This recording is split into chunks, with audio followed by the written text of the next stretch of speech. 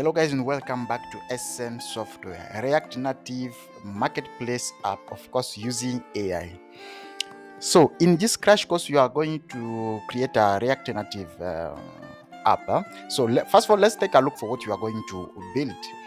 Alright, so first of all, this is the home screen or welcome screen, which actually user can just land on a product listing. So navigate to single product, add product to cart. You can add product to cart. Can also view the or open the image. You can open the image, and also, for example, here if you see it's got more images. User can open like this to view image. Can actually scroll to view preview all images. Of course, user can view the cards. View the cards here. Can also remove the product from the card. Also create a new product. So once user press go create a new product, if you are not authenticated, so you will be redirected to authentication. So from authentication here, user can actually go back to homepage or welcome screen, of course. So we also have full authentication system here. We have login and the registration screen. User can navigate back to product.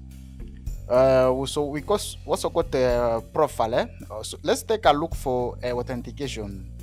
So for backend, we are using a Node.js plus Express with the MongoDB. Of course, we can also switch to any backend, Laravel or any backend. So let's try to create an account. Of course, this is our real device. We are testing this application is ready to be deployed. So you can say, for example, Shabani, Juma, and for email, we can say, for example, Shabani1 at me.com. That's fine. Maybe 1 2 3 4 5 6 7 8 9. Okay, that's also correct. Now try to create an account. So this will redirect us to our profile. So this is the profile. So from our profile we can see most of the stuff here: orders, my orders, card, and settings. Let's take the setting first. So from settings, user can update. So we are going to implement the create, read, update, and also delete. User can update the name. User can also update the avatar. Let's take this option to update avatar. So select an image for avatar. You can also crop the avatar, and also save this. Now the avatar was updated successfully. User can click here to go back to the profile. So this is the profile. Now user can redirect. If you go to create a product, now you're able to create a product. Let's say, for example, pillow. Let's say price maybe 100, and this is the best pillow, something like that. Pillows.